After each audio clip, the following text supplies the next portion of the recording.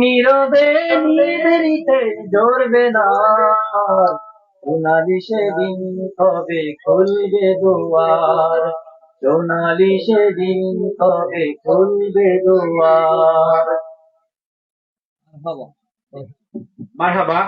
সম্মানিত উপস্থিতি, আমরা রাজু ভাইয়ের কাছ থেকে অত্যন্ত চমৎকার একটি ইসলামী সঙ্গীত শুনছিলাম। সম্মানিত উপস্থিতি, এ পর্যায়ে আপনাদের সামনে পবিত্র কোরআন থেকে তেলাওয়াত নিয়ে আসছেন ওরহান হাদিদ। ওরহান হাদিদকে পবিত্র কোরআন থেকে তেলাওয়াত করার জন্য অনুরোধ করছি।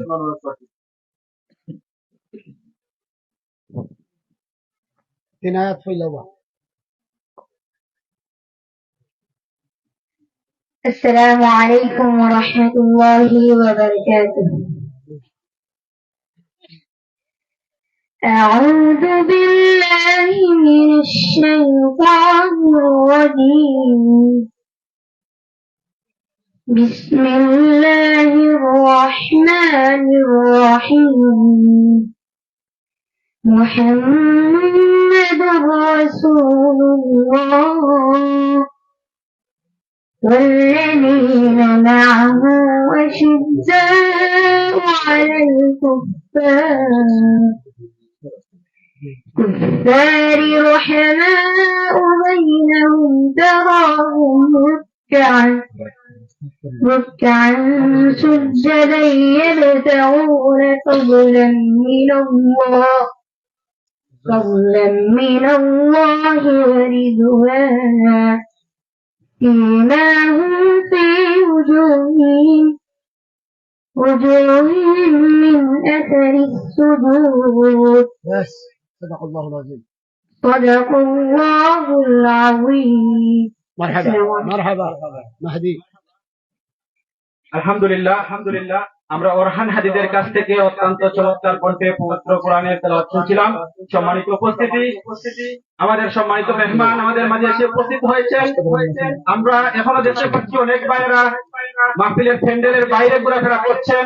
সবাইকে বিশেষভাবে অনুরোধ করছি, আপনারা মাহফিলের প্যান্ডেলে এসে বসে পড়ুন। আজকের মাহফিল বাস্তবায়নে কামনা করছি। সম্মানিত উপস্থিতি, আন্নাজাত ইসলামী সমাজ কল্যাণ পরিষদের 24তম ঐতিহাসিক তাফসীরুল কোরআন মাহফিলের পর্যায়ে বিশ্ব মানবতার মুক্তির সনদ মহাগ্রন্থ আল কোরআন থেকে তাফসীর নিয়ে আসছেন আন্তর্জাতিক খ্যাতি সম্পন্ন মুফাসসিরে কোরআন, বিশিষ্ট আলেমে দ্বীন হযরত মাওলানা আব্দুল্লাহ আল আমিন সাহেব। হযরত মাওলানা আব্দুল্লাহ আল আমিন হাফিজাহুল্লাহ মুহতারামকে ওনার মূল্যবান তাফসীর পেশ করার জন্য মাহফিল কমিটির পক্ষ থেকে বিশেষ অনুরোধ করছি। السلام عليكم ورحمة الله وبركاته. السلام عليكم ورحمة الله وبركاته.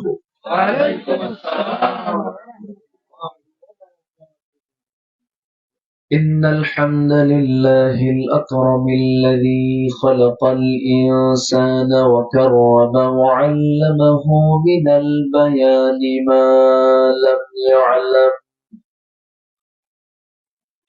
فسبحان الذي لا يحصى امتنانه باللسان ولا بالقلم. نشهد أن لا إله إلا الله وحده لا شريك له، ونشهد أن سيدنا وحبيبنا ومولانا محمدا عبده ورسوله الذي أرسله بالحق بشيرا ونذيرا وداعيا إلى الله بإذنه وسراجا منيرا. فقد قال الله تعالى في كلامه المجيد وفرقانه الحميد: أعوذ بالله من الشيطان الرجيم. بسم الله الرحمن الرحيم بلى من كسب سيئة وأحاطت به خطيئته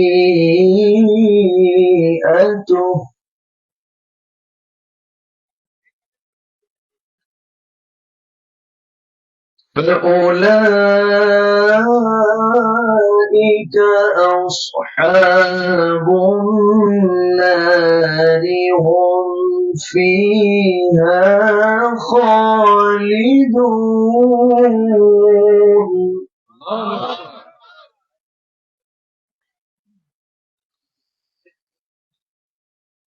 والذين آمنوا وعملوا الصالحات أولئك أصحاب الجنة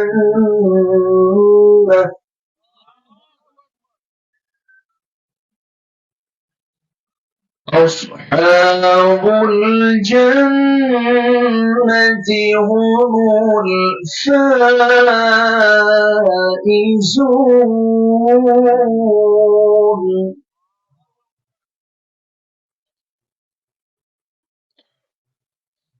الله أكبر بسم الله الرحمن الرحيم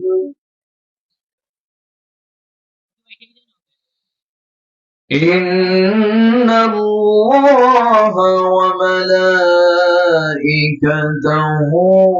يصلون على النبي يا أيها الذين آمنوا صلوا عليه وسلموا تسليما اللهم صل على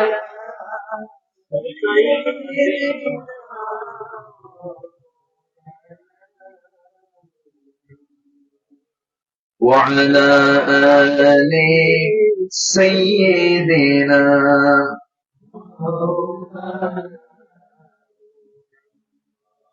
সবাই বলুন بلغ العلا بكماله كشف الدجى بجماله حسنت جميع خصاله صلوا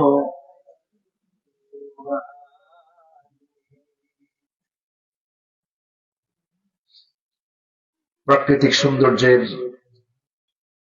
অপরূপ লীলাভূমি সিলেট অঞ্চলের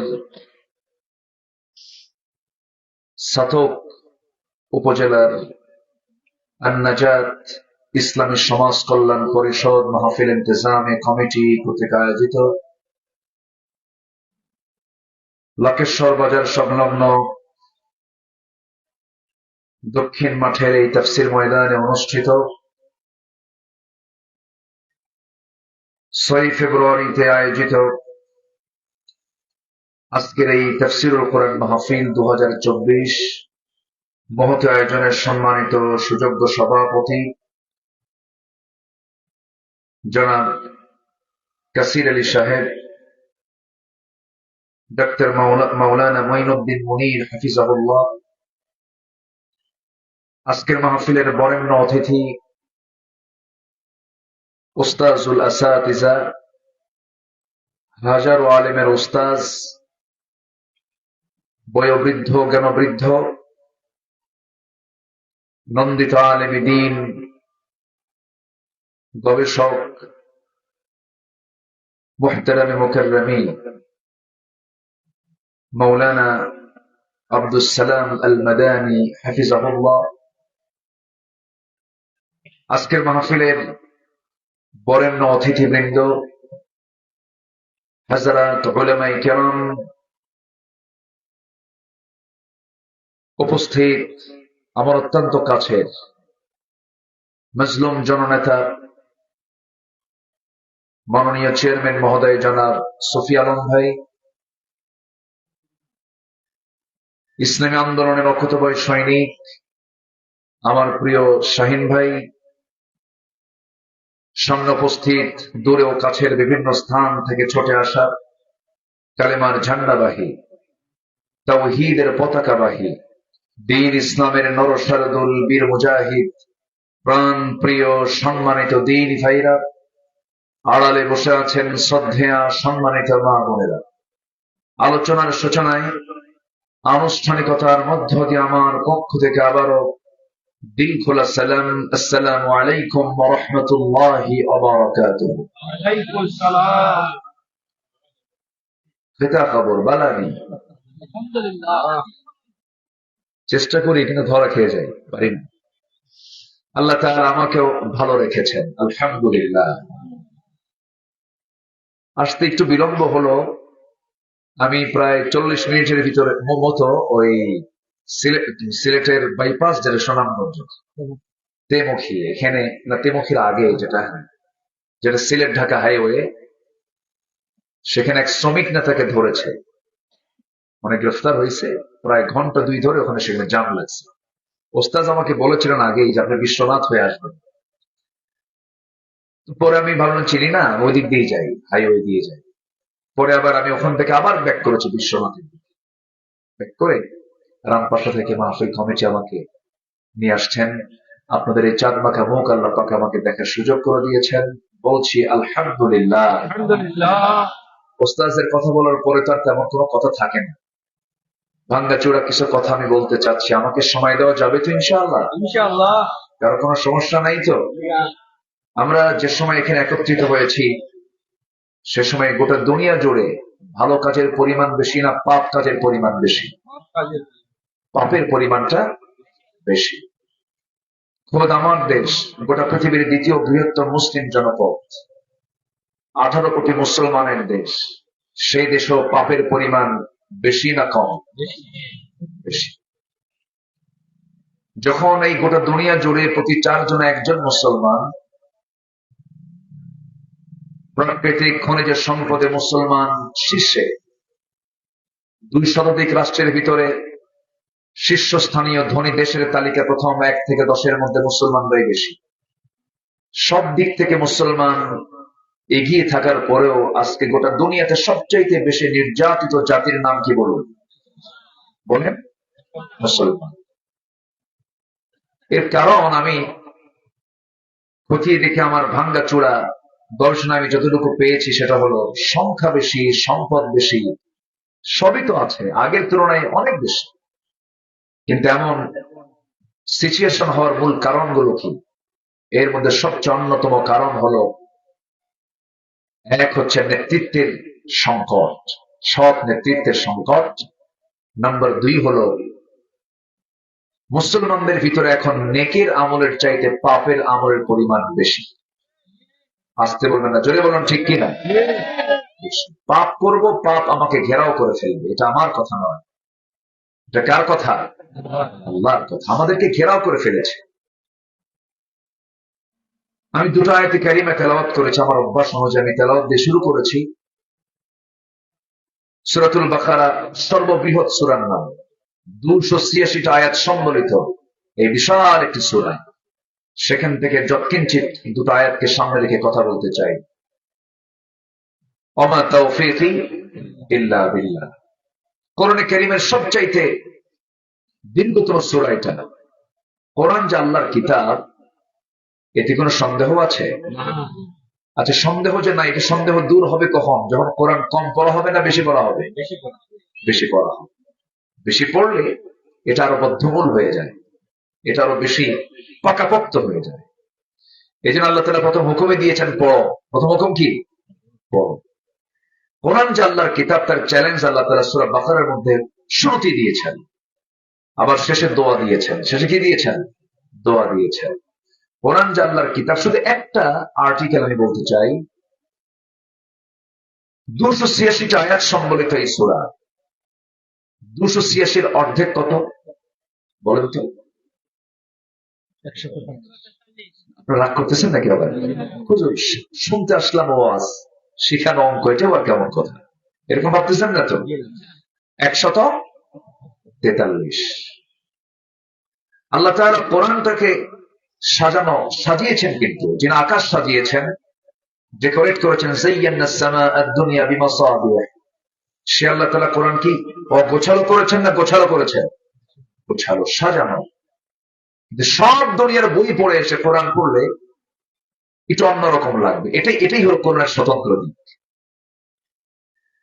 দেখেন, কোরআন যে সাজানো কিতাব, অর্থের সঙ্গে সঙ্গতি রেখেও আল্লাহ তাআলা আয়াতটা সেট করেছেন, প্রতিটা আয়াত সেট করেছেন। 286 অধ্যায় হলো 143। আল্লাহ রাব্বুল আলামিন সুন্দর করে এই আয়াতের মধ্যে কি বলছেন?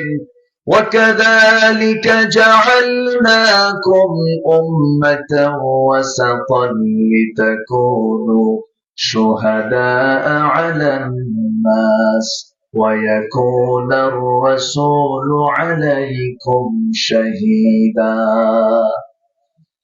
আমি এমনই করে আমি তোমাদেরকে মধ্যম জাতি করে দুনিয়াতে পাঠিয়েছি। আল্লাহ তাআলা আমাকে আপনাকে মধ্যম জাতি করে পাঠিয়েছেন। আল্লাহ তাআলা আয়াতটাও সেট করেছেন সূরার শেষে, শুরুতে না মধ্যমে, ঠিক মাঝখানে। ইউসুফ আলাইহিস সালাতু ওয়াস সালাম বাবাকে লক্ষ্য করে বলছেন, ইন্নী রাআইতু আহাদা আশারা কাওকাবান ওয়াশ-শামসা ওয়াল কামারা রাআইতুহুম লি সাজিদিন। আব্বা, স্বপ্নে দেখলাম 11টা নক্ষত্র, সূর্য, চন্দ্র আমাকে সম্মানজনক সেজদা দিচ্ছে। এই যে নক্ষত্র 11টা দেখলাম, এই যে আমরা আয়াতটা পেলাম, কি সুন্দরতার আল্লাহ তাআলার সুন্দরতার রচনা পদ্ধতি, কি মিল রেখে দিয়েছেন। ইন্নী রাআইতু আহাদা আশারা কাওকাবা, 11টা নক্ষত্র। নক্ষত্র কয়টা বলেন? 11টা। ইন্নী রাআইতু আহাদা আশারা কাওকাবা, এই বাক্যের মধ্যে আল্লাহ তাআলা 11টা নক্তাও দিয়েছেন। সুবহানাল্লাহ। এরকম করে অসংখ্য সংখ্যা তথ্যের এক অপূর্ব সমন্বয় ঘটিয়ে কোরআনের মতো কোরআন পৃথিবীর কোন মানুষ রচনা করা অসম্ভব। সব দিক থেকে এত বড় কিতাব আমার আপনার সামনে থাকার পরেও আজকে মুসলমান নির্যাতিত, নিপীড়িত কেন জানেন? আরেকটা কারণ হলো পাপের পরিমাণ বেড়েছে, আর কোরআনটাকে যেভাবে ধরা দরকার সেইভাবে কোরআন মুসলমান জাতি আজকে ধরছে না, ধরে না। পাপ দেখলে মনে করো না এটা পাপ। ওই যে এক বেচারির মতো তার মেয়েকে বিয়ে দিয়েছেন ঢাকার ট্যানারি এলাকায় যারা গেছেন, প্রচন্ড দুর্গন্ধ থাকা যায় না। তো দুর্গন্ধ যুক্ত এলাকায় মেয়েকে বিয়ে দিয়েছে, মেয়ে উঠায় নিয়ে চলে গেছে বরপক্ষ। ওখান থেকে ফোন শুরু হয়েছে, আব্বা এমন এলাকায় বিয়ে দিচ্ছেন, থাকাই তো কঠিন, আমার তাড়াতাড়ি নিয়ে যান। মা একটু কষ্ট করে থাকো, নতুন বিয়ে হয়েছে, সপ্তাহ 2 পরে আমি তোমারে নিয়ে আসি। তো সপ্তাহ 2 পরে ফোন দিয়ে বলে, মা আমি তোমাকে আনতে যাচ্ছি। আব্বা আর আসার দরকার নাই, এখন এই গন্ধই আমার কাছে এখন খুব ভালো লাগে। মানে কি, ওই পচা গন্ধটা নিতে নিতে ওটাই হয়ে গেছে সুগন্ধ। আজকে মদের বোতল, দ্যাটস নো ম্যাটার, জেনার লাইসেন্স কিচ্ছু না, বেপরদা কিচ্ছু না, এত নোংরামি চলছে আজকে সমাজে, আমরা শুধু চুপ করে আছি। অথচ আল্লাহ তাআলা বলছেন, ওয়ালতাকুম মিনকুম উম্মাতুন ইয়াদউনা ইলাল খায়র তা'মুরুনা বিল মা'রুফ। এটা কার অর্ডার? আসতে বলবেন না, কার অর্ডার? আল্লাহ। আজকে মুসলমান দেখেও দেখে না, শোনে না। চোখের সামনে কত পাপ চলছে। মদের বোতল সিলেট নাই তো? আসতে হয়, মদের বোতল আছে না নাই? মদের ব্যাপারে আমার রাসূল বলেছেন, আল খামরু উম্মুল খাবাইস, মদ হলো সকল পাপের মা। সকল পাপের কি মা? সেই মদের লাইসেন্স আমার দেশে আছে না নাই? সংসদে তেলাওয়াত অধিবেশন শুরু হয় আর মদের আইন পাশ হয়। কি সুন্দর পদ্ধতি না? কি সিস্টেম দেখে। মাঝখানে তো তেলাওয়াত একটু কম ছিল, একটু গান বাজনা বাড়ছিল। তেলাওয়াত কম ছিল, গান বাজনা একটু বাড়ছিল। গান বাজনা করার মতো, জি, ওই গান বাজনা করার মতো ওস্তাদ। আচ্ছা আচ্ছা আচ্ছা, আমি দোয়া চাই, কিন্তু আমি দোয়া চাচ্ছি। জি আচ্ছা, গান বাজনা গাওয়ার মতো কিছু গায়িকাও ছিল। 15 বছর প্রচুর গান গাইছে, এবার গান গাওয়ার সুযোগ পায় নাই। বুঝতেছেন কি আমার কথাগুলো? বহু ফাটান ফাটাইছে, এবার ওরাই পছন্দ করেনি। সম্মানিত ভাইয়েরা, যে পাপ সমস্ত পাপের মা, সেই মদ আমার দেশে প্রোডাকশন হয়। আবার সেই মদের ফ্যাক্টরি উদ্বোধন করার জন্য কিছু পীর বোঝায়, যায় দোয়া করে, আল্লাহ এই মদের ফ্যাক্টরিতে বরকত দিয়ে দাও। যেরকম নাউজুবিল্লাহ আছে না? নাই? সিনেমা হল উদ্বোধন হবে, সিনেমা হল। হুজুরকে দাওয়াত দেয়, হুজুর বলে দোয়া করে, আল্লাহ এই সিনেমা হলে কাস্টমার বাড়ায়, সিনেমার বরকত বাড়ায়। এমন হুজুর আছে না নাই? একই হুজুর কোরআন তেলাওয়াত করে পুরস্কার নিয়ে আসে, আবার একই হুজুর কোরআন প্রতিষ্ঠার সংগ্রাম করতে গিয়ে ফাঁসির মঞ্চে ঝুলে মরে। আসতে বলবেন না, চলে বলেন ঠিক কিনা? কোরআন তেলাওয়াতে রক্ত ঝরানো লাগে না, কিন্তু কোরআন প্রতিষ্ঠার আন্দোলন করতে গেলে রক্ত ঝরানোর প্রয়োজন আছে না নাই? সম্মানিত ভাইয়েরা, সম্মানিত বন্ধুগণ, আমাকে শুনতে পাচ্ছেন তো সবাই? কারো কোনো সমস্যা নাই তো? বলি আলহামদুলিল্লাহ, জেলে বলি আলহামদুলিল্লাহ। সম্মানিত বন্ধুগণ, আমাদের দেশে মদের বোতলও পাওয়া যায়, জেনার কারবার তো নাই মনে হয়। জেনা আছে, সুদ তো আরো নাই। হ্যাঁ, সুদও আছে, ছাতকের সুদ পাওয়া যায়। এখানে সুদের কারবারই আছে। আচ্ছা, সুদও আছে। তাহলে সুদ কি শুধু ছাতকের সমস্যা না জাতীয় সমস্যা? জাতীয় সমস্যা। তাহলে মদের বোতল আছে, জেনার কারবার আছে, সুদের কারবারও আছে। আচ্ছা, তাহলে মদ আল্লাহ তাআলা হারাম করেছেন, সুদ আল্লাহ তাআলা হারাম করেছেন, জেনা আল্লাহ তাআলা হারাম করেছেন। এগুলো কি আল্লাহ দেওয়া হারাম না হুজুর হারাম করে দিয়েছে? কার দেওয়া হারাম? আল্লাহ হারাম করে দিয়েছেন। কিন্তু আপনি মুসলমান হয়ে আপনি যে হালাল করছেন, আর আপনি তৃপ্তির ঢেকুর গুনছেন যে আমি তো হজ করে আসছি। আবার হুজুর কিছু ভাড়া করে নিয়ে যায়, হুজুর মক্কায় নিয়ে যান, একটু ওমরা টোমরা করায় নেন আমারে, আর আমার জন্য এমন দোয়া করবেন, আল্লাহ যেন এই দোয়ার বদৌলতে জান্নাত পার করে জান্নাত দিয়ে। ওই তো, এত সস্তায় জান্নাত পাওয়া যাবে না। আগে হারামকে হারাম বলতে হবে, হালালকে হালাল বলতে হবে, হারামকে বর্জন করতে হবে, হালালকে ধরতে হবে। আল্লাহ কবুল করুন। জোরে বলি আমিন, আরো জোরে আমিন। আসুন আমরা মূল আলোচনার দিকে চলে যাচ্ছি। আল্লাহ রাব্বুল আলামিন বলেন, بلى من كسب سيئة وأحاطت به خطيئته فأولئك أصحاب النار هم فيها خالدون। জোরে বলুন আল্লাহু আকবার।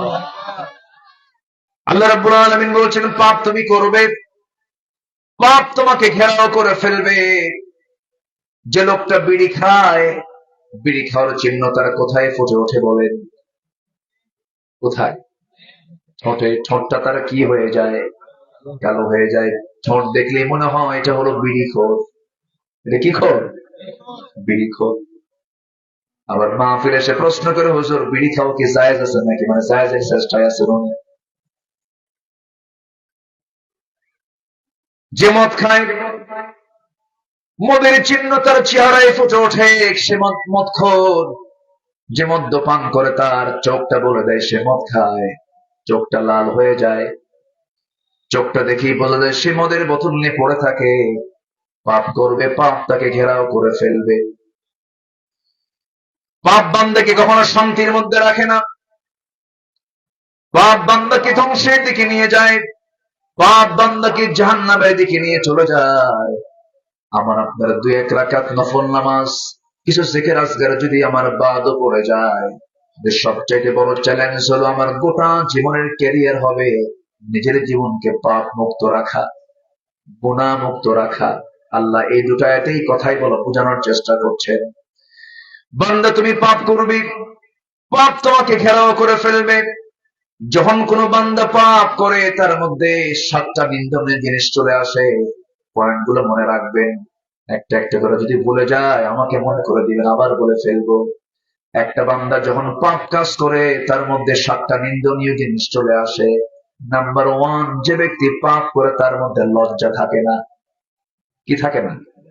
লজ্জা থাকে না। মিথ্যা কথা বলতে বলতে পাকা হয়ে যায়। ভোট কেন্দ্রে মানুষ নাই, কুকুর থাকে, তাও কয় না ঠিক আছে। ঠিক আছে না? পাপ কাজ করতে করতে নির্লজ্জ হয়ে যায়, লজ্জা শরম থাকে না। ঘন ঘন মিশা কথা বলে, ঘন ঘন মিশা কথা বলে। আমার বন্ধুগণ, রাজনীতি করেছেন আমার নবীজি, কিন্তু আপনারা সবাই বলুন তো আমার নবীজি রাজনীতির জীবনে, তার গোটা জীবনে একটা মিথ্যা কথা কি তার কি কখনো বলতে হয়েছে নাকি রাজনীতি করতে? ভালো লাগে নাই। কিন্তু আজকে রাজনীতির প্রথম পুঁজি কি বলে? কি পুঁজি কর? উকিলগিরি করার প্রথম পুঁজি কি বলে?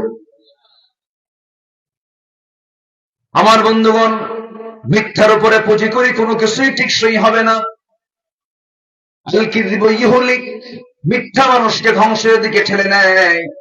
যখন কোন মানুষ পাপ কাজ করে তখন সে নির্লজ্জ হয়ে যায়, লজ্জা জ্ঞান তার মধ্যে কিছু থাকে না, বেশরম হয়ে যায়। রাসূল বলেছেন, ইদা লাম তাস্তাহি ফাসনা মা শি'তা। বান্দা তুমি যখন লজ্জা হারিয়ে ফেলবে, যা ইচ্ছা তাই তুমি করতে পারবে। এক বেচারি এক বাড়িতে চুরি করতে গিয়ে ধরা পড়ছে। ধরা পড়ার পরে যখন তাকে ধরে ফেলে বলতেছে, তোর কি লজ্জা শরম নাই? আমাদের গ্রামের মান সম্মান শেষ করে দিলি, তুই কেমন করে চুরি করিস? সঙ্গে সঙ্গে চোর বলতেছে, তোমরা আমাকে মান সম্মানের কথা বলো, আমি হাটের মধ্যে চুরি করে ধরা পড়ি, তাই আমার কিছু হয় না, বাড়িতে চুরি করে ধরা পড়ছে। কথা বোঝেন? যে ব্যক্তি পাপ করবে তার মধ্যে লজ্জা জ্ঞান থাকবে না, বেশরম হয়ে যাবে।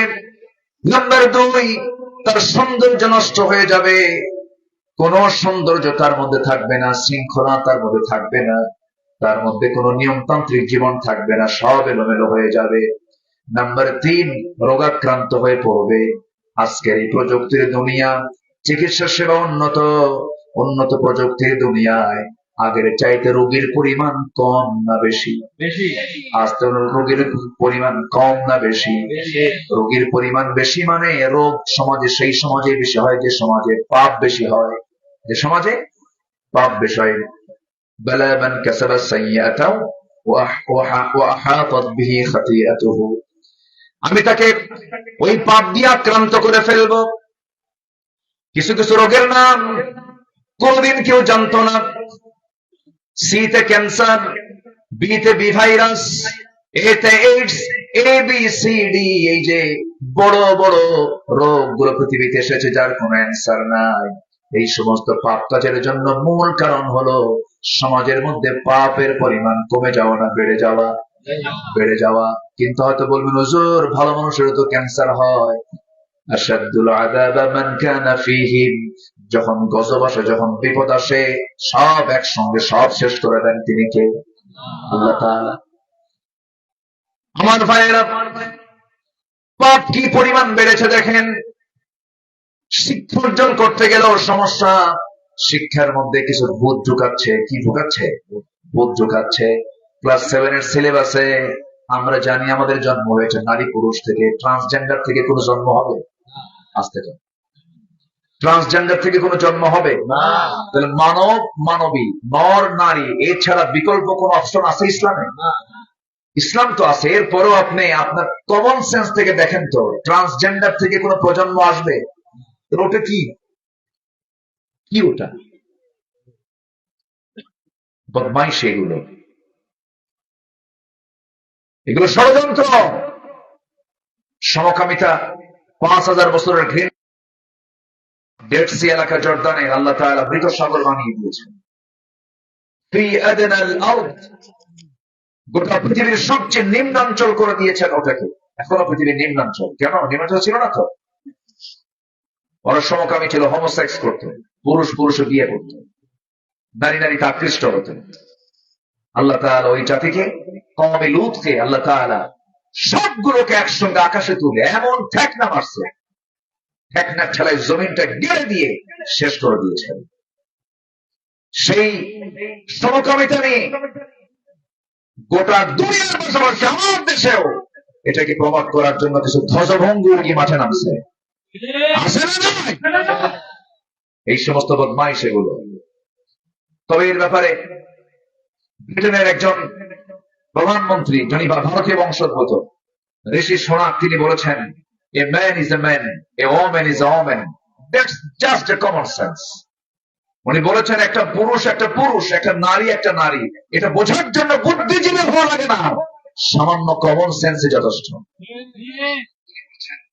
আজকে চিন্তা করুন, ইউরোপ আমেরিকার মতো দেশগুলোতেও সংসদ আইন আকারে সমকামিতার বিলটি আইন আকারে পাশ করছে ওরা। ভারত প্রস্তুত নিয়েছে এমন করতে। সম্মানিত ভাইরা, সেই সময় আমার দেশের শিক্ষা ব্যবস্থার মধ্যে কিছু ভূত ঢুকছে। ক্লাস 10 সিলেবাসে সামাজিক বিজ্ঞান বইয়ের ভিতরে ইসরায়েলের মানচিত্র ঢুকানো হয়েছে, ফিলিস্তিন দেখানো হয়নি। ইসরায়েল বন্ধু না ফিলিস্তিন বন্ধু? বলেন কারা আমাদের বন্ধু, কারা আমাদের ভাই? ইসরায়েল কি বৈধ না অবৈধ? অবৈধ মানচিত্র আমার দেশের সিলেবাসে কেন? সম্মানিত ভাইরা, বুঝতে হবে আমাদের এই সমস্ত বিষয়ে আমাদের ইমানি দায়িত্ব আছে না নাই? আসতে বলবেন না, আছে না নাই? আপনি চুপ থাকবেন, আপনি হেরে যাবেন। আপনি জিতে যাবেন। কথা বলার দরকার আছে না নাই? অকুলু কওলান সাদীদা, সোজা কথা বলো, সোজা সাপটা কথা বলো, হক কথা বলো। কার কথা? আল্লাহ তাআলা। আজকে আমরা সেই দুনিয়াতে বসবাস করছি যে দুনিয়াতে বিশ্ববাজারে মদের বাজার আছে না নাই? আসতে বলবেন না, মদের বাজার আছে না নাই? মাদক, পতিতা, জুয়া, তারপরে কম্পিউটার গেমস, গোটা পৃথিবীতে বৈশ্বিক বাৎসরিক বাণিজ্য, বিশ্ব বাণিজ্য হয় মদের উপরে $400 বিলিয়ন। পতিতা বৃত্তির উপরে বিজনেস করে তারা প্রায় $700 বিলিয়ন। এরপর কম্পিউটার গেম সহ আরো আকাম কুকাম যেগুলো আছে, অবৈধ অস্ত্র আছে, ইচ্ছে আছে, এগুলো সব মিলে $2685 বিলিয়ন।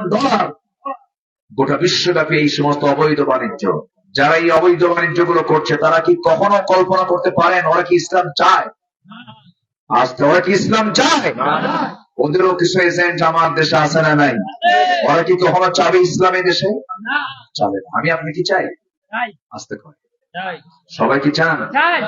সবাই কি চান? একটু বলেন না, সবাই কি চান?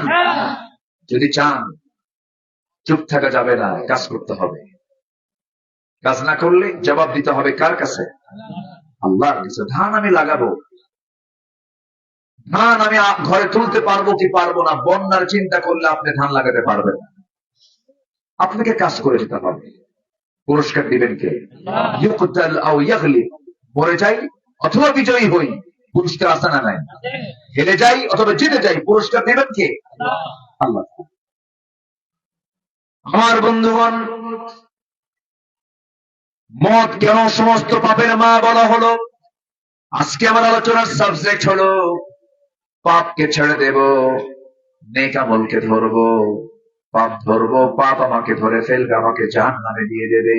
নেক আমল ধরবো, নেক আমল আমাকে স্থায়ী জান্নাতের মেহমান বানায় নেবে। এই দুটো আয়াত আল্লাহ তাআলা তাই বলেছেন। একটু কান লাগান, মনোযোগ দিয়ে শোনেন কথাগুলো। সব তো দুনিয়া থেকে বিদায় নিয়ে যাব। আল্লাহ তাআলার সৃষ্টি হলো দুটা পিঠ। আল্লাহর সৃষ্টির দুটা পিঠ, একটা হলো ইহকাল আর একটা কি কাল বলেন, পরকাল। আমরা একটা পিঠে অবস্থান করছি, আর একটা পিঠ হলো আখিরাত। আমরা চলবো, আমরা টার্গেট নিয়ে চলবো, প্রজেক্ট নিয়ে চলবো। দুনিয়ার প্রজেক্ট না আখিরাতের প্রজেক্ট? কোন প্রজেক্টটা চিরস্থায়ী? বলেন বলেন, কোনটা চিরস্থায়ী? আখিরাতকে সামনে নিয়ে আমরা চলবো, আখিরাতের প্রজেক্টকে নিয়ে আমরা চলবো। আমার বন্ধুগণ, দুনিয়াতে পাপটা যদি আমরা ছেড়ে দিতে পারি, নেকের আমলটা যদি বাড়াইয়া দিতে পারি, আল্লাহ রাব্বুল আলামিন আখিরাতে আমার প্রজেক্ট আমাকে বিজয়ী দান করবেন, পুরস্কার দিয়ে দিবেন। আমার ভাইয়েরা, দুঃখজনক হলেও সত্য, আমার দেশে মদের বোতল কিন্তু কোনো হুজুর নেয় না, কোন আলেম ওলামা নেয় না।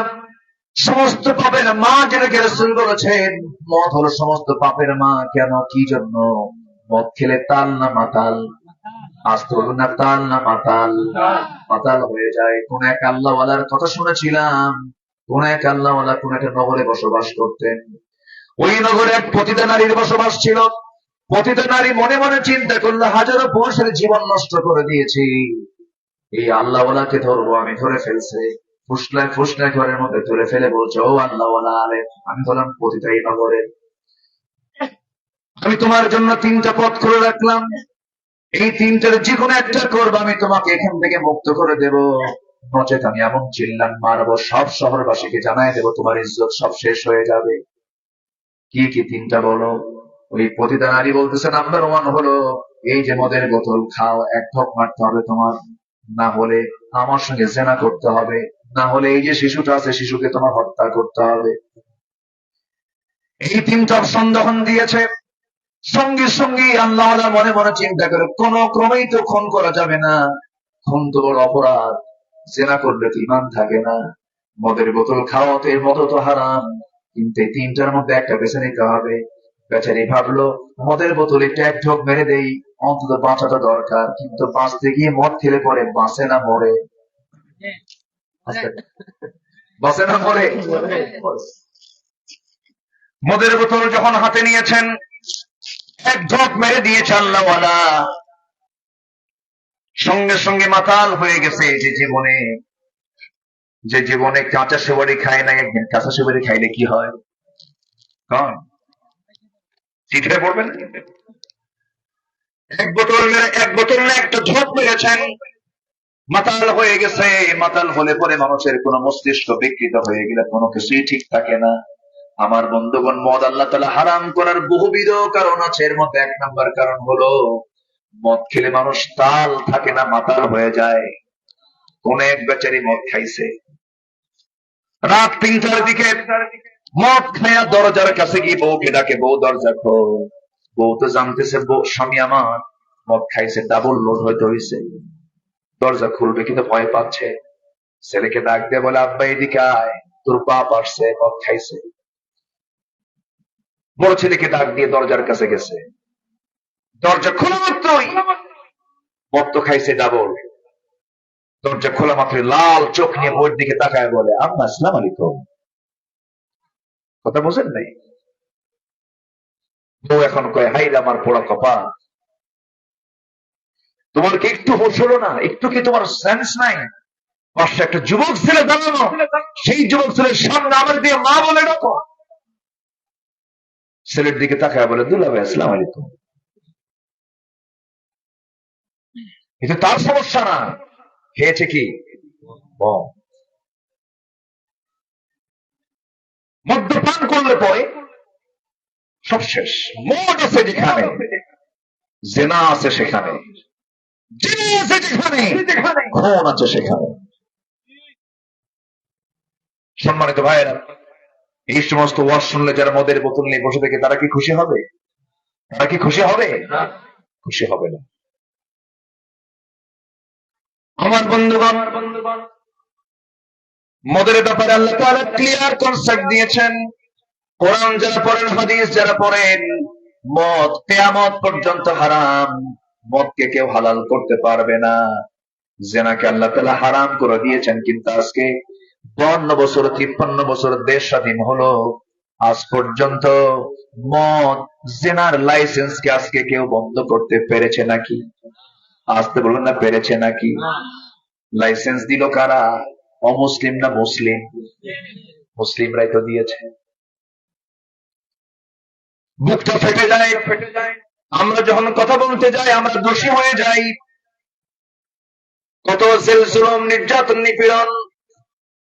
ইমাম ইবনে তাইমিয়া রাহমাতুল্লাহ আলাইহি সিরিয়ার দামেস্কের জেলখানার মধ্যে তিনি কুড়ে কুড়ে জেলখানার মধ্যে জুলুমের শিকার হয়ে সময়গুলো পাড়ি দিচ্ছেন।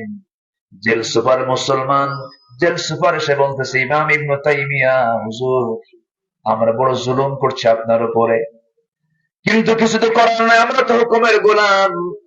হুজুর, এই জন্য কি কিয়ামতের দিনকে জবাব দিতে হবে নাকি? জেল সুপার মাফ চায়। ইমাম ইবনে তাইমিয়া বলতেছে, ও জেল সুপার, তুমি আল্লাহর কাছে নাজাত পেতে চাও, তোমাদের মতো ব্যক্তি থাকার কারণে জালিমরা জুলুম করার সুযোগ পায়। যদি দেশের নাগরিক যদি বলতো আমি একা বাংলাদেশ, সমাজ পাল্টে যেত। আসতে কোন কেন? সমাজ পাল্টে যেত। সম্মানিত ভাইয়েরা, সম্মানিত বন্ধুগণ, আমাদের সবচেয়ে বড় টার্গেট হলো আমি নিজে পাপ মুক্ত থাকবো। সমাজকে কেমনে পাপ মুক্ত রাখা যায়, এর জন্য আমাকে আপনাকে কাজ করার দরকার আছে না নাই? আসতে বলবেন না, আছে না নাই? কাজ করতে হবে। সে কাজের একটা প্ল্যাটফর্ম দরকার। সেই প্ল্যাটফর্ম আল্লাহ তাআলা বলে দিচ্ছেন, সেই প্ল্যাটফর্ম হলো ইসলাম। সেই প্ল্যাটফর্ম কি? ইসলাম।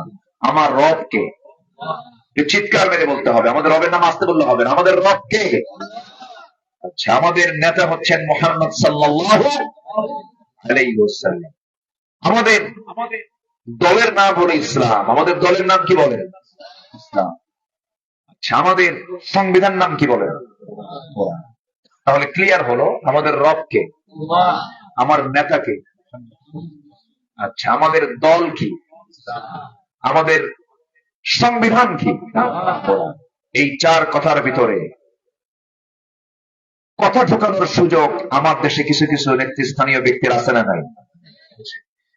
একটা কথা জেনে রাখবেন, এই চার কথার ভিতরে যেই আঙ্গুল ঢোকাতে আসবে ওটাই হলো মুনাফিক। আসতে বলবেন না, জোরে বলেন ঠিক কিনা? ওদের ধারণা কি জানেন? ওদের ধারণা হলো মসজিদে নামাজ পড়বো, হোটেলে গিয়ে মদও খাবো, আল্লাহ খুশি থাক, শয়তান বেজার করার কি দরকার? আছে কিনা বলেন? আসতে বলবেন না, আছে কিনা? ওরা হিসাব করে যে গুনাহ কিছু করব, সওয়াব কিছু করব। এই গুনাহ আর সওয়াব এগুলো হিসাব কইরা আল্লাহর বান্দা তো জান্নাত তো পাবোই একদিন। কি হিসাবগুলো করতেছে দেখেন। এরকম হিসাব কষানো ব্যক্তি আছে না নাই বলেন? আছে না? আচ্ছা, ওই চোরের মতো এক চোর ঈদুল আজহার আগের জুমায় নামাজ পড়েছে। খতিব সাহেব খুতবা দিতে বলেছেন কুরবানির বহু সওয়াব। এই সওয়াবের বরকত শুই না, সে করছে কি? চুরি করে গরু কিনে, চুরি করে গরু নিয়ে আনছে বাড়িতে। চুরি করে গরু আনার সময় শেষ রাত্রে হুজুর মসজিদে নামাজ পড়াবেন, হুজুরের জন্য বাইরে বের হয়েছেন, সামনে গরু নিয়ে যায়। শেষ রাত্রে গরু, এই এত রাতে গরু তুমি কোন? হুজুর কুরবানি দেব। এই গরু কোন জায়গা থেকে? হুজুর চুরি করে আনতেছে। চুরি করে গরু বানিয়ে দিবা, এটা তুমি এটা কেমন? হুজুর আপনার বক্তব্য শুনে কি আমরা থাকতে পারি না? আপনি বলছেন প্রত্যেকটা বছরে একটা করে সওয়াব হবে, কোরবানির এত সওয়াব। তো ভাবলাম যে চুরি করে আনি গরু, জব দেই, কোরবানি দিই, যদি সওয়াব নাও হয়, কোরবানি দেওয়ার সওয়াব আর চুরি করার গুনাহ প্লাস মাইনাসে মাইনাস, মাঝখান দিয়ে আমার গোশত খাওয়া বোনাস। আছে কিনা বলেন? এরকম টাইপের কিছু লোক আছে না নাই? আচ্ছা, এগুলো করা যাবে না। হঠাৎ করে পাপ হয়ে গেছে এটা ভিন্ন বিষয়, কিন্তু পরিকল্পিত কোনো গুনাহ করা যাবে না, প্ল্যান মাফিক কোনো গুনাহ করা যাবে না। পাপ করলে পরে আমাকে ঘেরাও করে ফেলবে সেই পাপটা। আমার বন্ধুগণ, রিজিকের বরকত কমে যাবে পাপ করলে পরে। 1 নাম্বার আর 7টা নিন্দনীয় দিক বলেছেন মুফাসসিররা। নাম্বার 1 হলো নির্লজ্জ হয়ে যাবে, সৌন্দর্য হারিয়ে ফেলবে। নাম্বার 3 রোগাক্রান্ত হয়ে পড়বে। নাম্বার 4 রিজিক বরকত শূন্য হয়ে যাবে, রিজিকের মধ্যে কোনো বরকত থাকবে না। বউ কথা শুনবে না, ছেলে কথা শুনবে না, মেয়ে কথা শুনবে না। মেয়ের ঘরে গিয়ে দেখবে বালিশের নিচে ইয়াবার ট্যাবলেট, ইয়াবা খায়। ছেলের ঘরের বালিশ টেনে দেখবে বাপ পিস্তল নিয়ে শুয়ে থাকে। বাপ গিয়ে বলবে সন্তান তোর বালিশের নিচে পিস্তল কেন? পিস্তল ছেলেটা টান দিয়ে বাবার মাথায় ধরে বলবে বেশি কথা কবি না, খায়া ফেলামো। কথা বোঝেন নাই? রিজিক থাকবে না, বরকত শূন্য হয়ে যাবে, কেউ তার কথা শুনবে না। আমার ভাইয়েরা, হাজার হাজার কোটি টাকার মালিক যদি প্রকৃত রিজিক পেয়ে যেত, আমার বন্ধুগণ, আর ফকির যদি রিজিক শূন্য হয়ে যেত, তাহলে কেমন কথা দেখেন। আমি একটা উদাহরণ দিতে চাই। 1000 কোটি টাকার মালিক হলে বরকতময় রিজিক পায় না। বলেন তো সবাই, গ্রামের লোক বেশি খায় না শহরের লোক বেশি খায়? বলেন, গ্রামের লোক কি প্লেট নিয়ে বসে নাকি কি নিয়ে বসে? গাবলা, গাবলা। এলাকে গাবলা কয় না? ভাষা বুঝি তো আপনাদের। বউ এত বলো ডিশ নিয়ে গামলা নিয়ে বসে।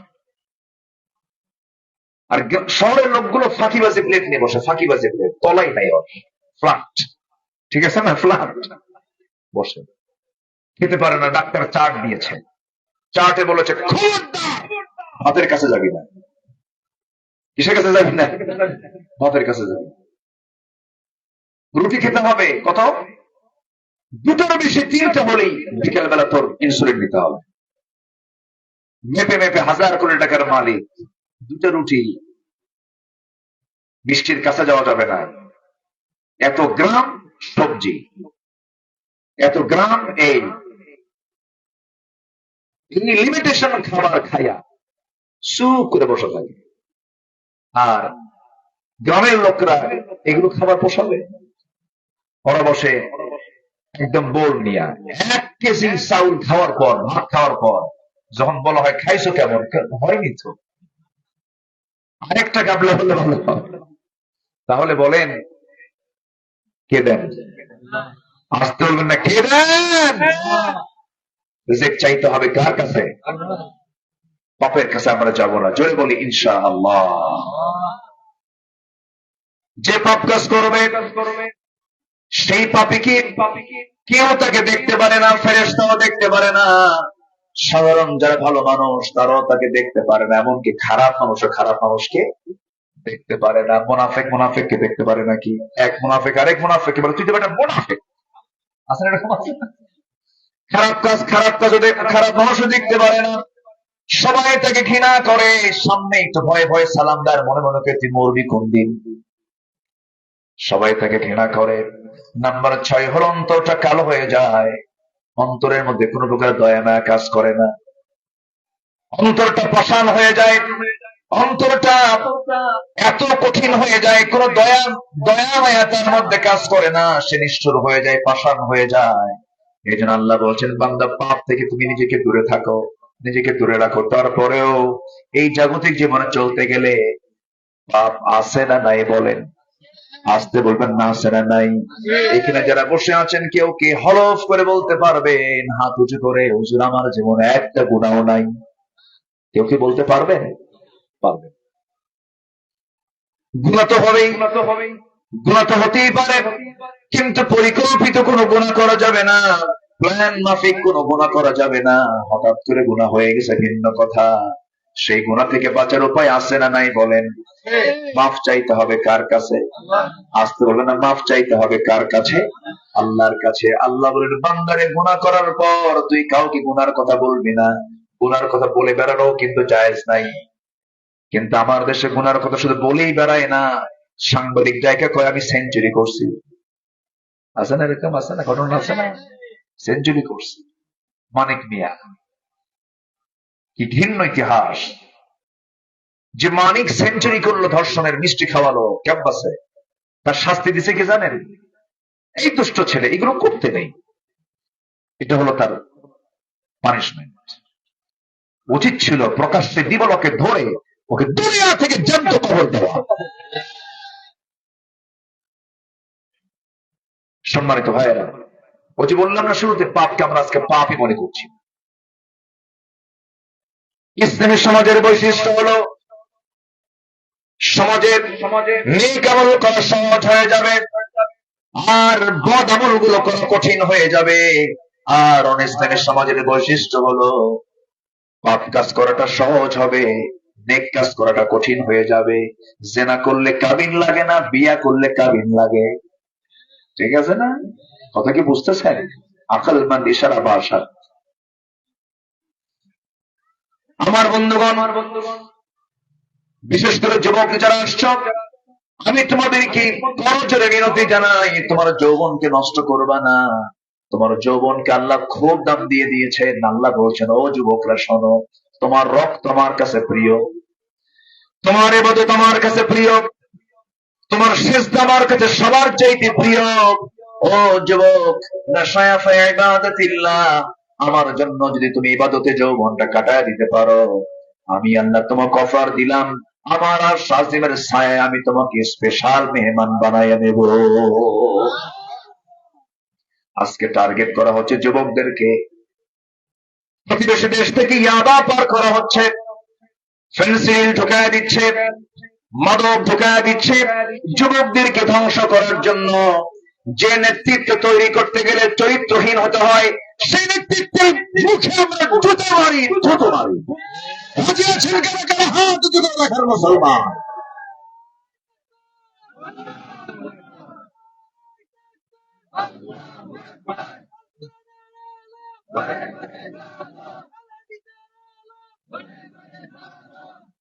আল্লাহ কবুল করুন, আল্লাহ কবুল করুন, আল্লাহ কবুল করুন।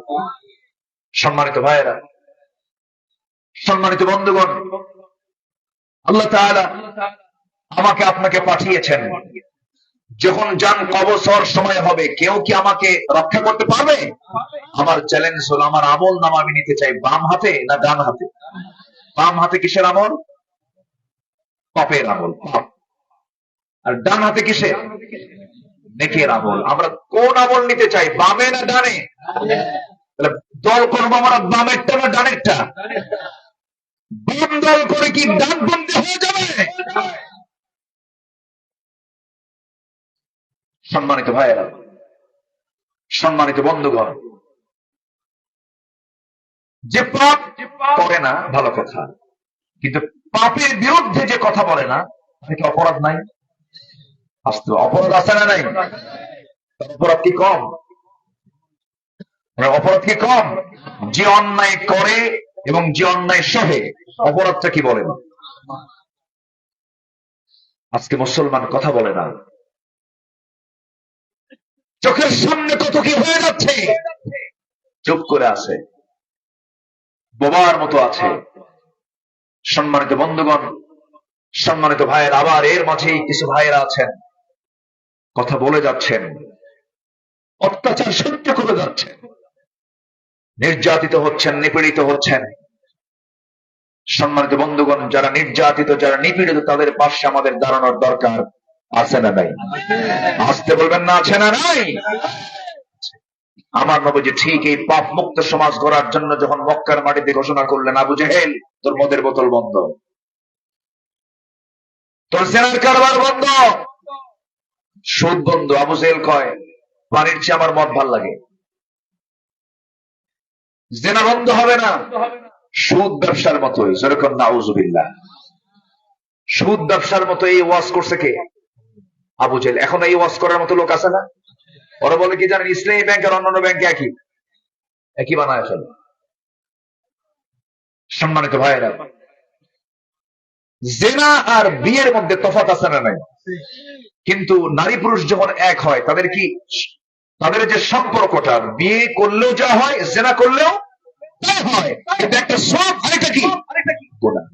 শরীয়ত বহির্ভূত আর একটা শরীয়তের অন্তর্গত। সুদ হলো শরীয়ত পরিপন্থী অপকর্ম। সুদের সর্বনিম্ন গুনাহ হলো নিজের মার সঙ্গে জেনা করা, নিজের মার সঙ্গে জেনা করা। রাগ করতেছেন নাকি আপনারা? ভাবতেছেন হয়তো বা, হুজুর আপনি কি ওয়াজ শুরু করলেন, আমার থেকে সব বন্ধ হয়ে যাবে, এরকম ভাবতেছেন নাকি? না থেমে অন্য লাইনে যাবো? হ্যাঁ, অন্য লাইনে যাবো নাকি?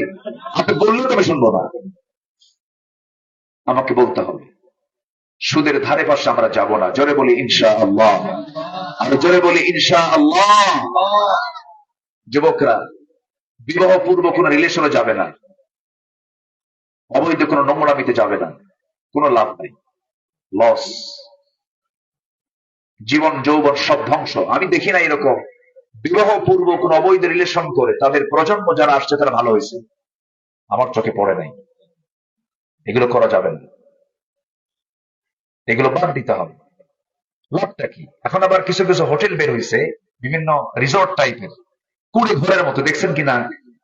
এই মাঝে মাঝে এরকম মানে একটা নিবৃত জায়গায় এগুলো করে রাখছে, মানে সব জোড়ায় জোড়ায় বসায় ওখানে। ওটা কি বৈধ জোড়া না অবৈধ জোড়া? অবৈধ জোড়া। এই সমস্ত কাজে তোমার লস। এগুলো শুধু তোমার লস। কেমন লস জানো? তুমি এগুলো করতে যাও শুধু তোমার ওই সুরিয়ার ফিতাওয়ালার লাভ, তোমার লস। বাদ দাও। সম্পর্ক করতে হবে কার সাথে? আসতে বলবেন না, কার সাথে? আরো বলবেন কার সাথে? বিয়ে যদি করতে হয় বিয়ে করতে হবে। বিয়ের সম্পর্ক কি ক্যারিয়ারের সাথে না যৌবনের সাথে? যৌবনের সাথে। ক্যারিয়ারের সাথে বিয়ের কোনো সম্পর্ক? নোংরামিতে পা দেওয়া যাবে না, হারাম কোনো কাজে যাওয়া যাবে না। আম্বিয়া জীবনগুলো ফলো করবে। সাইয়েদনা ইউসুফ আলাইহিস সালাতু ওয়াস সালাম কত বড় পরীক্ষার মধ্যে পড়েছেন, কিন্তু সেই পরীক্ষায় তিনি ফেল করেছেন না পাশ করেছেন? পাশ করেছেন।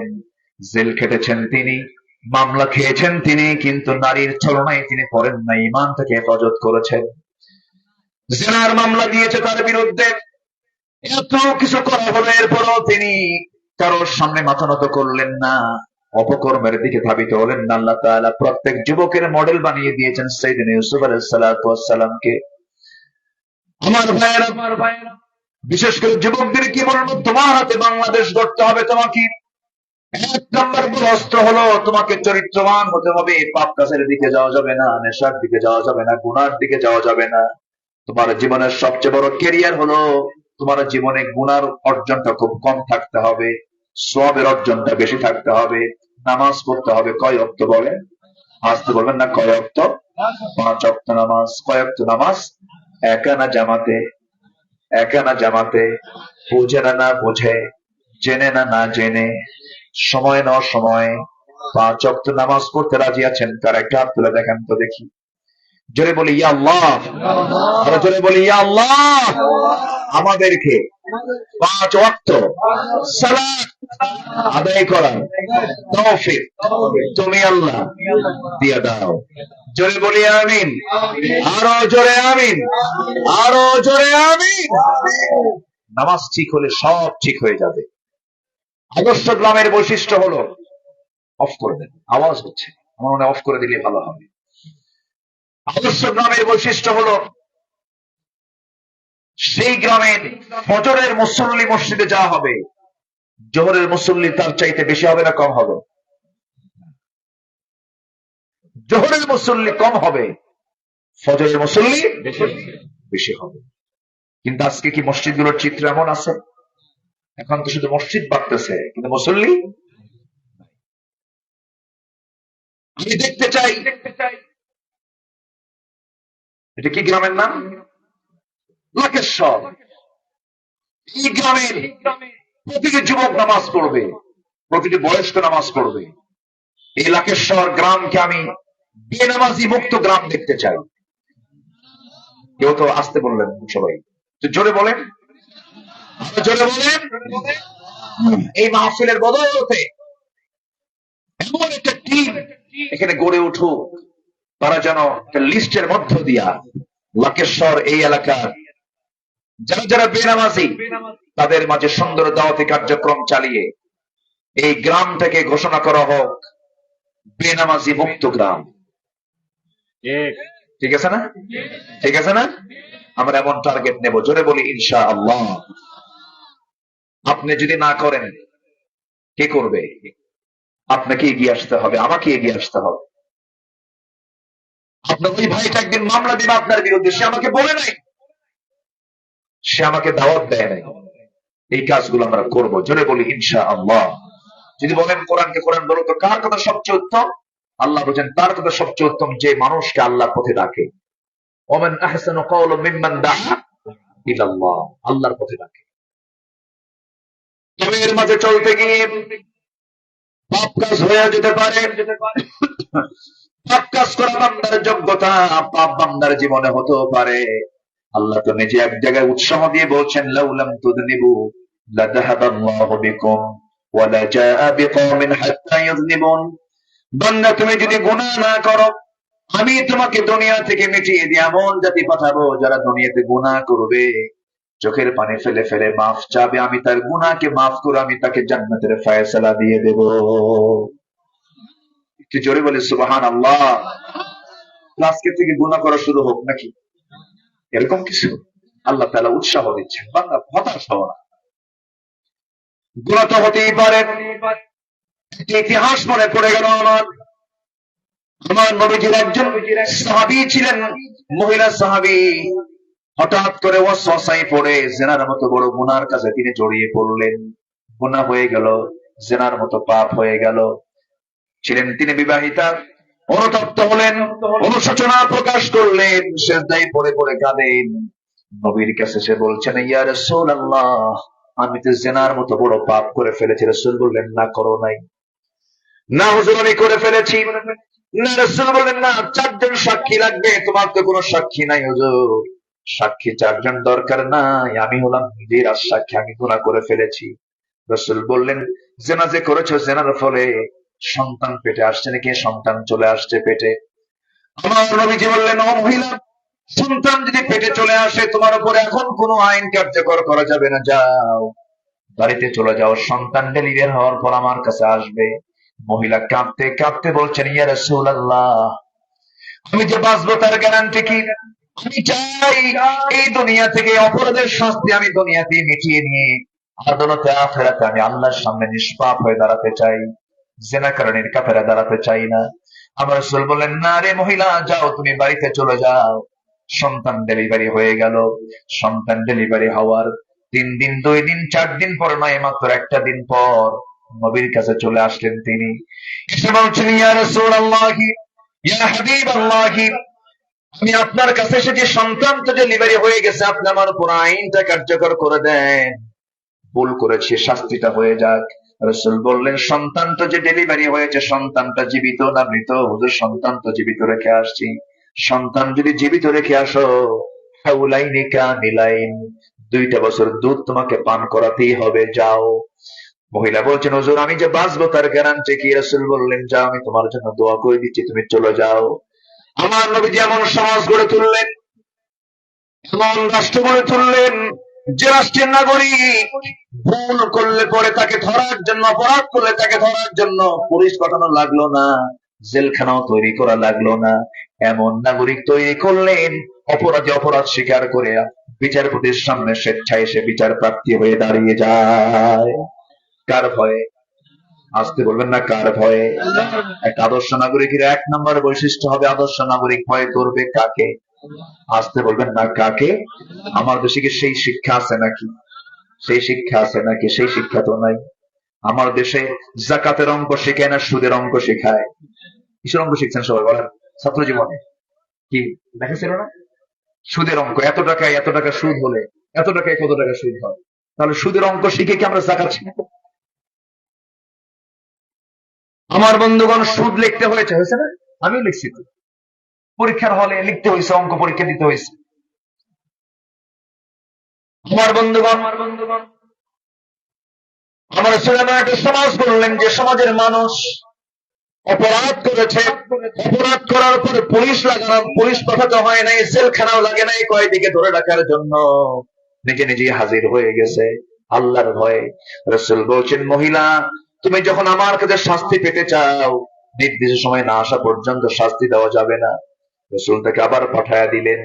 সন্তানকে দুধ পান করায়া 6 মাসের মাথায় সম্পূর্ণ টোটালি দুধ বন্ধ করে অন্য খাবারের প্র্যাকটিস গড়ে তুলে এবার সন্তানকে নিয়ে 3য়বারের মতো নবীর কাছে হাজির হয়ে বলছেন, হুজুর 3টা বার আপনার কাছে আসছি শাস্তি পেতে, দুনিয়াতে আমার দণ্ড হয়ে যাক, জরিমানা হয়ে যাক, আমি দুনিয়া থেকে বিদায় নিতে চাই।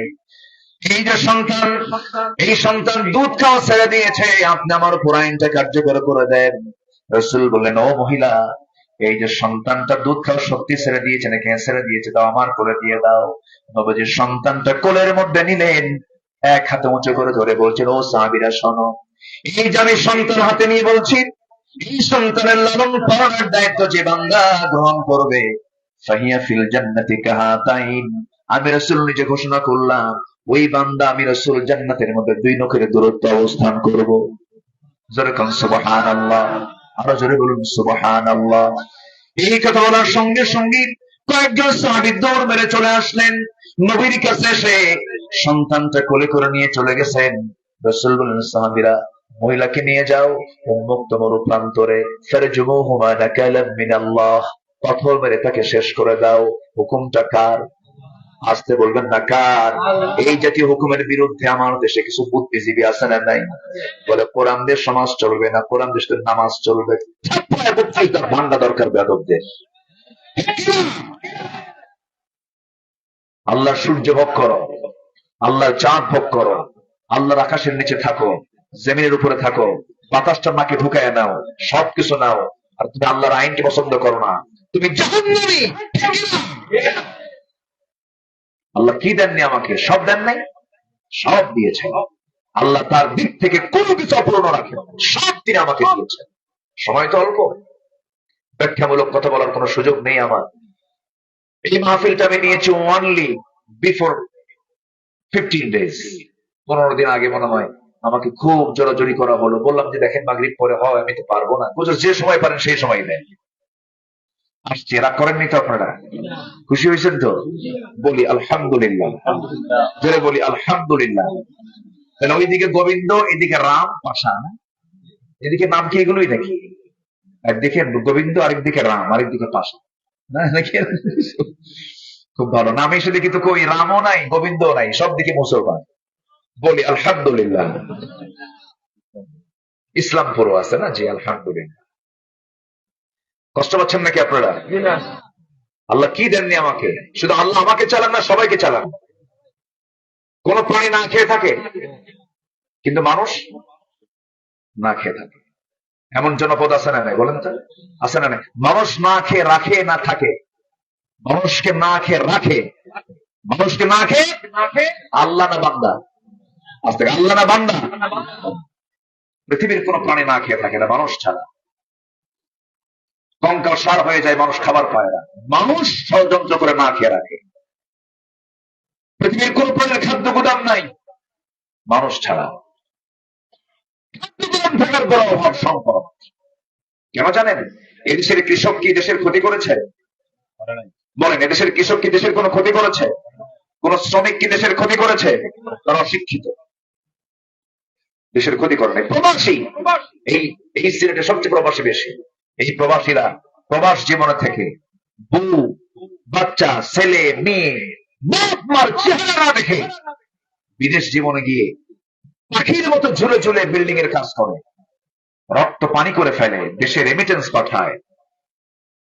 কৃষক, শ্রমিক, প্রবাসী দেশকে যখন অশিক্ষিত হয়ে আগায় দেয়, দেশকে পিছায় দিচ্ছে কারা? শিক্ষিত নামের কিছু চলেরা, যারা কোরআন সমাজে চায় না।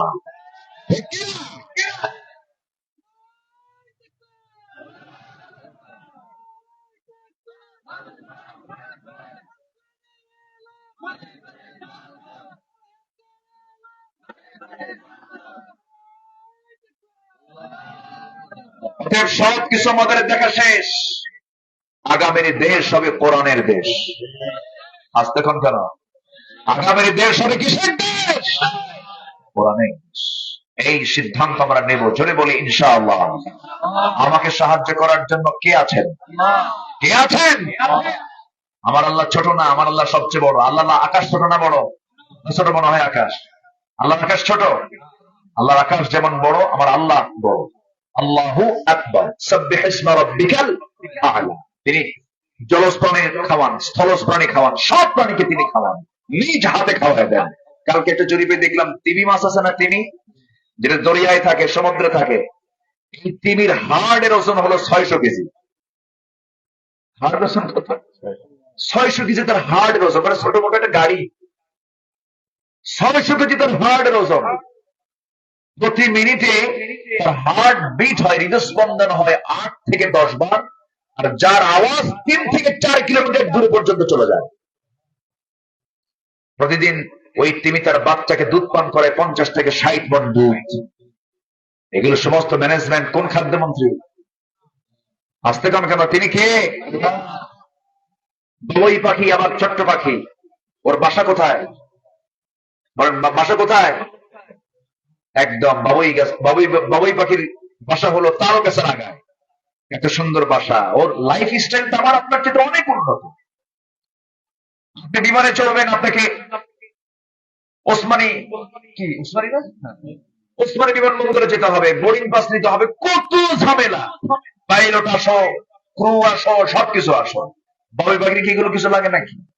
ওর বাসা থেকে বের হওয়ার ইচ্ছা হয়েছে, ছোট্ট মাথার ভিতরে মোটর দানার মতো ব্রেন, ওর মধ্যে আছে হলো বিমানের সিস্টেম। শুধু বিমানের সিস্টেমটা চালু করি, ওখান থেকে আড়াই ভাবে, ওখান থেকে ডিপার্চার হয়ে চলে গেল। কোন দিকে কোন খাবার আছে সব খাইয়া ভিআইপি স্টাইল আবার ঘরের মধ্যে ঢুকলো। কেউ তো সুবহানাল্লাহ বললেন না। সবকে চালান, সবকে চালান। আচ্ছা, পিঁপড়া খাওয়ান কে? আমার আপনার বাড়িতে মিষ্টি আছে না না, এই খবর আমার আপনার জানা নাই, কিন্তু কার জানা আছে? বলেন, কার জানা আছে? পিঁপড়ার ঘ্রাণ শক্তি আমার আপনার সাথে হাজার হাজার গুণ বেশি। সিলেটনগরে কোন জায়গায় মদের বোতল, কোন জায়গায় ইয়াবা ট্যাবলেট, মানুষ নাকে আগে পায় না কুকুর আগে পায়? বলেন কে? না, কুকুর আগে পায়। কুকুরের নাকের মধ্যে ঘ্রাণ দিয়েছেন কে? মানুষের চাইতে 28,000 গুণ বেশি শক্তি হলো কুকুরের নাকের ঘ্রাণ। আল্লাহ তাআলা সব প্রাণীকে সবকিছু দিয়ে দিয়েছেন, যেরকম সুবহানাল্লাহ। সে আল্লাহর হুকুম সমাজে চালু হলে কল্যাণ হবে না অকল্যাণ হবে? খারাপ হবে না ভালো হবে? এই কথাগুলোই তো আমরা বলতে চাই। বলতে গেলে আমরা দোষী হয়ে যাই। হুজুর ওয়াজ করবেন আকাশের আর কবরের, দুনিয়াটা আমরা দেখে নেব। দেখছেন কত বড় ফাইজিং আছে না? নাকি বলেন? আমার বন্ধুগণ, কথা বলছিলাম আমি ওই মহিলার ব্যাপারে কথা বলছিলাম। অনেক হয়তো মনে করছেন হুজুর পয়েন্টটা হেরে ফেললেন, একটু বলে ফেলেন। আমার নবীজি বললেন, ও সাহাবীরা নিয়ে যাও, মরু প্রান্তরে বুক পর্যন্ত পুঁতে রেখে পাথর মেরে শেষ করে দাও। বিধানটা কার? আল্লাহ তাআলার। পাথর মারা হলো সাইয়েদনা আলী, তাকে পাথর মারছিলেন, কয়েক ফোঁটা রক্ত এসে তার হাতে ছিটকে পড়লো। তিনি এসে রাসূলকে বলছেন, ইয়া রাসূলুল্লাহি, আমরা যখন পাথর মারছিলাম আয়াতের বাস্তবায়ন করছিলাম, সেই সময় ওই মহিলার কিছু রক্ত, নাপাক রক্ত আমার গায়ে ছিটকে এসে লাগলো।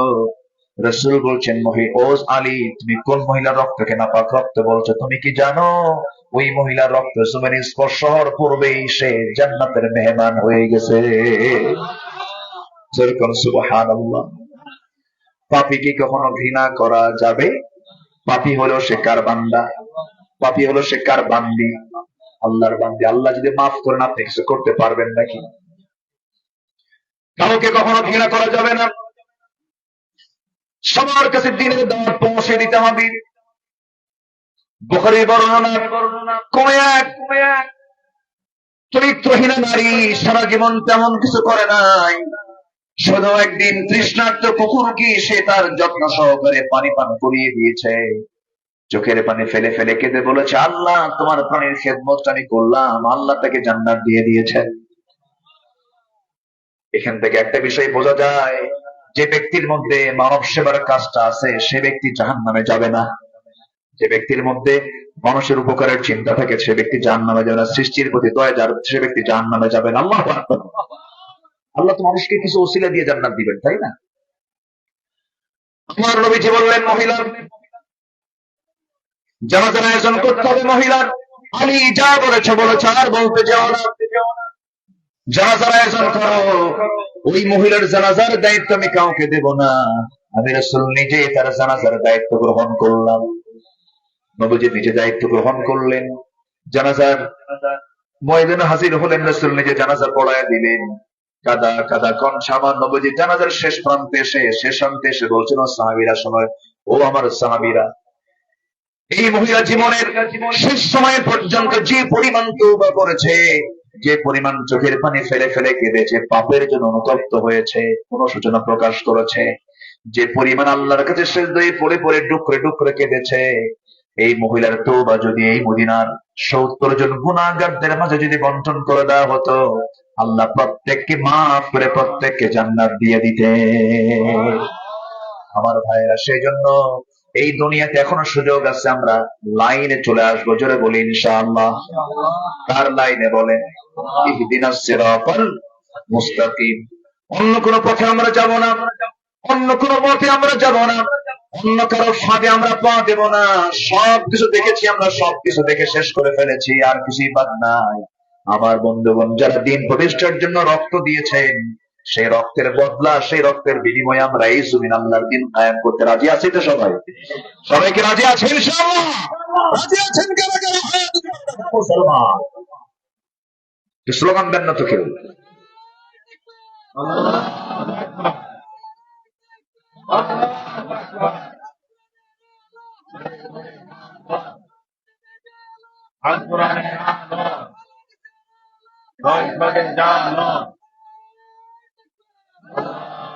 আল্লাহ কবুল করুন, জোরে বলি আমিন। আল্লাহ তাআলা সেকেন্ড আয়াতে বলছেন, ওয়াল্লাযীনা আমানু ওয়া আমিলুস সালিহাত, যারা ঈমান আনবে এবং নেক আমল করবে, আমি তাদেরকে স্থায়ী জান্নাত দেব। জোরে কোন সুবহানাল্লাহ। যেখানে জান্নাতের বয়ান, সেখানে জাহান্নামের বয়ান কে করেছেন? আসুন আল্লাহ তাআলা আমাদের এই দুই আয়াতের আলোকে জীবন গড়ার তৌফিক দান করুন। আমরা যে যেখানে আছি বসে পড়ি। এশার নামাজ কিন্তু হয়নি। এশার নামাজ আমরা পড়বো কিনা বলেন? বলেন, পড়ার দরকার আছে না নাই? এশার নামাজ পড়া কি? আরো জোরে বলেন, আরো জোরে বলেন। আমরা এই ফরজ সালাত এখানে আমরা আদায় করবো। জোরে বলি ইনশাআল্লাহ। সবাই নামাজের মতো করে বসি, ছোট্ট দোয়ার মধ্য দিয়ে আমরা শেষ করে দেবো। সবাই নামাজের মতো করে বসে, তাশাহুদের সূরাতে বসি। আমরা সবাই বলি সুবহানাকাল্লাহুম্মা ওয়া বিহামদিকা আশহাদু আল্লা ইলাহা ইল্লা আনতা আস্তাগফিরুকা ওয়া আতুবু ইলাইকা। চিৎকার মেরে বলি, ইয়া আল্লাহ, আমার জীবনে সগীরা কবীরা, ছোট বড় সব গুনাহ তুমি আল্লাহ মাফ করে দাও। জোরে বলুন, ইয়া রাব্বাল আলামিন। কামাল ভাই কোথায়? জি কামাল ভাই, তো আর কোনো ঘোষণা নাই তো না? জি আপনি, আচ্ছা জি ঠিক আছে, জি আপনারা মেহমান। জি, তো দোয়ার আগ দিয়ে সম্মানিত বরেণ্য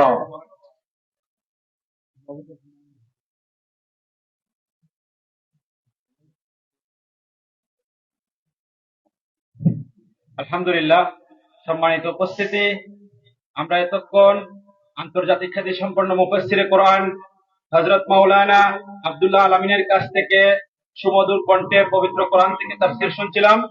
সম্মানিত উপস্থিতি, আমরা মুহতারামের দোয়ার পূর্বে সংক্ষিপ্তভাবে আমাদের মধ্যে উপস্থিত রয়েছেন বিশিষ্ট ব্যক্তিবর্গ, তাদের কাছ থেকে অত্যন্ত সংক্ষিপ্তভাবে কিছু অভিব্যক্তি জানতে।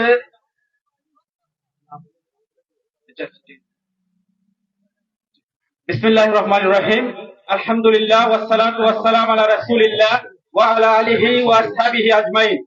ঐতিহ্যবাহী সামাজিক সংগঠন আন-নাজাত ইসলামী সমাজ কল্যাণ পরিষদের উদ্যোগে অনুষ্ঠিত ঐতিহাসিক 24তম তাফসীরুল কুরআন। মেহেরবানি করে বসেন, বসেন সবাই, বসেন একটু। সম্মানিত অতিথিবৃন্দ, উপস্থিত সম্মানিত কোরআন প্রেমিক জনতা, আসসালামু আলাইকুম ওয়া রাহমাতুল্লাহ।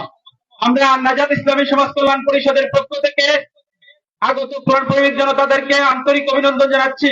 এতক্ষণ আপনারা অত্যন্ত সুশৃঙ্খলার সাথে আজকে তাফসীর মাহফিল উপভোগ করেছেন। সম্মানিত উপস্থিতি, আমরা মুহতারাম অতিথির কাছে দোয়া চাচ্ছি যে আমাদের দেশে এবং প্রবাস থেকে যেসব ভাইরা আর্থিকভাবে সহযোগিতা করেছেন তাদের জন্য, এবং আলহামদুলিল্লাহ। জি একটু বসেন না, সবাই তো ছিলেন, আমরা দোয়া করি, এরপরে ওজুর ব্যবস্থা হবে। সম্মানিত উপস্থিতি, আপনারা আমাদের প্রধান আকর্ষণ হযরত মাওলানা আব্দুল্লাহ আল আমিন সাহেবের কাছ থেকে অত্যন্ত সুশৃঙ্খল ভাবে শুনেছেন। আমরা আপনাদের কাছে কৃতজ্ঞতা জানাচ্ছি। আপনারা এসেছেন, এজন্য আমরা আল্লাহর দরবারে আপনাদের জন্য দোয়া করছি। আমি একটা বিষয় আপনাদেরকে আজকে বিশেষ করে বলতে চাই। আন-নাজাত ইসলামী সমাজ কল্যাণ পরিষদের আজকের এই আয়োজন 24তম আয়োজন। আমার এই আয়োজনের শুরু থেকে আমাদের সিলেটের অত্যন্ত সুপরিচিত একজন আলিমে দ্বীন আল্লামা আবু তাইব সদফুরি রাহিমাহুল্লাহ আমাদের এই সংগঠন শুরু থেকে নামকরণের সাথে উনি জড়িত ছিলেন এবং তিনি দীর্ঘ 24 বছর প্রধান অতিথি হিসাবে আমাদের এই মাহফিলে অংশগ্রহণ করেছেন। কিন্তু আজকে আল্লাহর বান্দা এই দুনিয়ায় নেই, তিনি দুনিয়া থেকে চলে গেছেন। আমাদের আজকের সম্মানিত মেহমানের কাছে আমাদের আবেদন থাকবে, আমাদের সম্মানিত আবু তাইব সদফুরি রহমতুল্লাহ আলাইহির জন্য দোয়া করবেন। আমাদের প্রতিষ্ঠাকালীন সভাপতি মাহফিলের জনাব হযরত সৈয়দ আলী মেম্বার সাহেব এবং আমাদের বরফুলিগাঁও গ্রামের জনাব রজব আলী মেম্বার সাহেব, আমাদের আরেকজন সভাপতি দুনিয়া থেকে চলে গেছেন জনাব হাজী সেরামিয়া সাহেব সহ আমাদের এলাকার সমস্ত মুরব্বিয়ানদের জন্য, যারা দুনিয়াতে নেই, মৃত ব্যক্তি যারা আছেন তাদের নাজাতের জন্য এবং আমাদের এলাকার জন্য, আমাদের সংগঠনের যে সমস্ত ভাইয়েরা বিদেশে আছেন, বিশেষ করে যাদের আর্থিক অনুদানের মাধ্যমে আমরা হাঁটি হাঁটি পা করে আজকে 25 বছর যাবৎ এই সংগঠনটাকে পরিচালিত করে আসছি। 24তম তাফসীরুল কোরআন মাহফিল আজকে যাদের অনুদানে, এই প্রবাসী ভাই এবং আমাদের সংগঠনের যে সমস্ত সদস্য এলাকার মুরব্বিয়ানদের অনুপ্রেরণায় এবং সহযোগিতায় আমরা চালিয়ে আসছি, তাদের জন্য আমরা আজকের কোরআন আলোচকের কাছ থেকে আমরা দোয়া চাচ্ছি। বিশেষ করে আমাদের ডানে বামে আমাদের চেয়ারম্যান মহোদয় বৃন্দ জনাব সুফি আলম সুয়েল ভাই, আমাদের জনাব হাফিজ আরব খান সাহেব, আমাদের সবার অত্যন্ত প্রিয় জনাব অ্যাডভোকেট রেজাউল করিম তালুকদার সাহেব আমাদের মাঝে এসেছেন। ওনাদের সকলকে আমাদের অত্যন্ত প্রিয় জনাব ওয়াইদুল হক শাহিন ভাই সহ সকল আন্তরিক মেহমানবৃন্দ যারা আজকে সময় দিয়েছেন, প্রত্যেকে আমরা আন্তরিক অভিনন্দন জানাচ্ছি। সম্মানিত উপস্থিতি, আমরা বিনীতভাবে আপনাদের কাছে ক্ষমা চেয়ে নিচ্ছি। আপনাদেরকে যে ধরনের সহযোগিতা, প্রসাদ এবং সুন্দর আপ্যায়ন করার কথা ছিল, আমরা হয়তো সে ধরনের পরিস্থিতি দিতে পারি নাই, এজন্য আমাদের দায়বদ্ধতা রয়ে গেছে। আল্লাহর ওয়াস্তে আমাদেরকে ক্ষমা সুন্দর দৃষ্টিতে দেখবেন। আল্লাহ যদি আমাদেরকে বাঁচিয়ে রাখেন, আমাদের জন্য দোয়া রাখবেন। এই যে যুবক ছেলেরা যাতে এই কাজ, কোরআনের খেদমতের কাজ যাতে আজীবন যতদিন আমরা দুনিয়াতে বেঁচে আছি এটা আমরা চালিয়ে যেতে পারি এবং তাদেরকে আল্লাহ যাতে সুযোগ্য নেতৃত্ব দেওয়ার তৌফিক দান করেন, এই কথা রেখে আমি সকলের কাছ থেকে বিদায় নিচ্ছি। আসসালামু আলাইকুম ওয়া রাহমাতুল্লাহ। মেহমানের দোয়ার মাধ্যমে আমাদের আজকের এই মাহফিলের সমাপ্তি হবে। আসাম হবে নাকি? জি, ইনশাআল্লাহ এখন আজান হবে, দোয়ার পরে আজান হবে এবং আজানের সাথে সাথে ইনশাআল্লাহ এখানে জামাত হবে। বিআমিনিল্লাহ। আসসালামু আলাইকুম। اللهم آمين. اللهم آمين. ربنا ظلمنا أنفسنا وإن لم تغفر لنا وترحمنا لنكونن من الخاسرين. হাজারো মুসলমান নরনারী নিয়ে তোমার কালাম থেকে কিছু কথা বলেছি, গুনার বোঝা মাথায় নিয়ে কাঙ্গাল ভিখারির মতো দুটো হাত পেতে আছি। আল্লাহ, গুনার দিকে নজর দিও না, বান্দা মনে করে তামাম জীবনের গুনাহগুলোকে মাফ করে দাও। জনম দুঃখিনী মা, জনম দুঃখী বাপ যার চলে গেলেন, জিন্দেগীর গুনাহগুলো মাফ করে দাও, কবরগুলোকে জান্নাতের টুকরা বানাইয়া দাও। আব্বা আম্মার জন্য কি দোয়া তাও শিখিয়ে দিয়েছ। রব্বির হামহুমা কামা রব্বায়ানি সগীরা, রব্বির হামহুমা কামা রব্বায়ানি সগীরা। বিশেষ করে মাহফিলটার আয়োজন করলেন যারা, কষ্ট করে অংশগ্রহণ করে সফল করলেন যারা, বিনিময়ে কিয়ামতের দিন এই মাহফিল সবার জন্য নাজাতের মাধ্যম বানায় দিও আল্লাহ। মরহুম মকবুর আবু তাইয়্যিব সদফুরি রাহিমাহুল্লাহ কবরটাকে জান্নাতের আল্লাহ এই 25 বছর যাবত এই মাহফিল চলে আসতেছে, যারা শুরু করেছেন আজকে তারা কবরবাসী, কবরের সমস্ত আযাব মাফ করে দাও, কবরগুলোকে জান্নাতের টুকরা বানায় দাও। আশপাশে যত মাইয়াত শুয়ে আছেন কবরগুলোকে জান্নাতের টুকরা বানায় দাও। আল্লাহ গো, কোরআনের পাখি আজকে কবরবাসী হয়েছে। আল্লাহর মেহেরবানি করে আমাদের কোরআনের পাখি যারা কবর থেকে তুমি আল্লাহ জান্নাতের টুকরা বানায়া দাও। আল্লাহ তাআলা দুনিয়া থেকে কোন দিন বিদায় নেব জানি না, কোন দিন বিদায় নেব কেউ বলতে পারি না। ডান হাতে আমলনামা না আসা পর্যন্ত মরণ দিও না। এই মাহফিলের যত কমিটি বৃন্দ আছেন সবাইকে তুমি আল্লাহ কবুল করো। সৌদি সেক্রেটারি সহ যারা নেতৃত্বে আছেন সবার নেতৃত্বকে তুমি আল্লাহ দয়া করো, কবুল আর মঞ্জুর করে নাও। আমার রেজাউল ভাইকে কবুল করো। সবার নাম তোমার জানা নাই আল্লাহ, কিন্তু তুমি তো জানো। যার যা চাওয়া তুমি আল্লাহ পাওয়া করে দিও। আমার কামাল ভাই সন্তানদের জন্য দোয়া চেয়েছেন, তুমি তার নেক মাসুরকে কবুল করে নাও। মৌতের সময় কোন দিন আসবে জানি না, তবে যেদিন বলে যাবো রে টান মেরে কবরে শোয়া দেবে। 24 ঘন্টা যাবে না, মাথার চুলগুলো খসে খসে পড়বে। 3 দিন যাবে না, চামড়া গুলো গলবে। 3 দিন যাবে না, চামড়া গুলো গলে গলে পোকার পেটের খাবার হয়ে যাবে। 7 দিন যাবে না, পেটের নারী বলি সব চোখ মুখ কান্নার বের হওয়া শুরু হয়ে যাবে। কি ভূত কি মাথার চেহারা হয়ে যাবে আল্লাহ। এই যত্নে কত নিলাম, এই চুলের যত্ন, গায়ের যত্ন, চামড়ার যত্ন, আল্লাহ সব একদিন মাটি খেয়ে শেষ করে ফেললো। এই তো দুনিয়ার জীবন, তোমার কাছে এই ফরিয়াদ করি আল্লাহ, মৌতের সময় যখন চলে আসবে জবানে জারি করে দিও লা ইলাহা ইল্লাল্লাহ মুহাম্মাদুর রাসূলুল্লাহ। আসসালামু আলাইকুম ওয়া রাহমাতুল্লাহ। আযান হবে, যাদের ওযু আছে